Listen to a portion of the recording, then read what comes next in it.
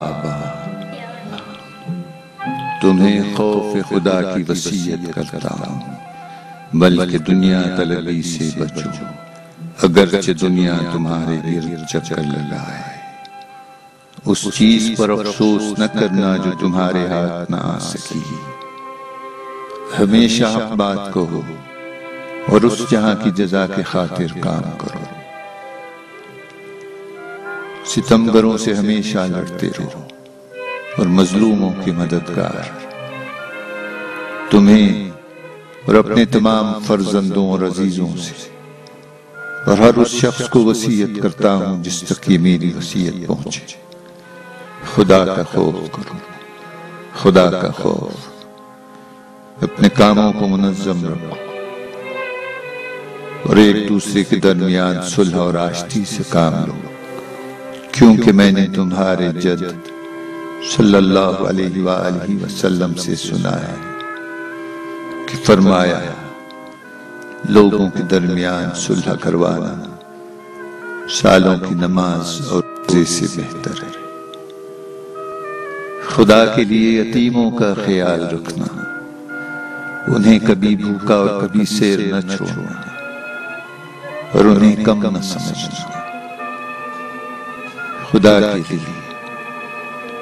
کے لیے پڑوسیوں کا خیال رکھنا، ان کی سفارش پیغمبر نے کی ہے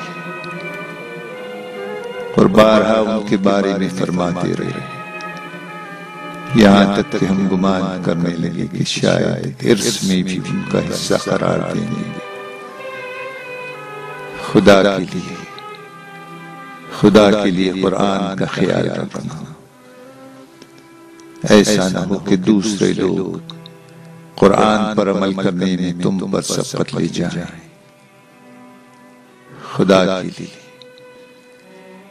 خدا کے لیے نماز کا خیال رکھنا جو تمہارے دین کا ستون ہے۔ خدا کے لیے حج کے موقع پر کہیں ایسا نہ ہو کہ خانہ خدا کو خالی چھوڑ دو۔ جتنے دن بھی اس دنیا میں ہو، اگر بیت اللہ کی حرمت کا خیال نہ رکھا تو سخت عذاب میں مبتلا ہو جاؤ گے۔ خدا کے لیے راہ خدا میں اپنے نام و جان و زبان کے ذریعے جہاد کرتے رہنا اور تم پر آپس میں مل کر رہنا اور ایک دوسرے کو معاف کرنا ضروری قرار دیتا ہوں۔ کہیں ایسا نہ ہو کہ ایک دوسرے سے منہ موڑ کر تعلقات کو ختم کر ڈالا۔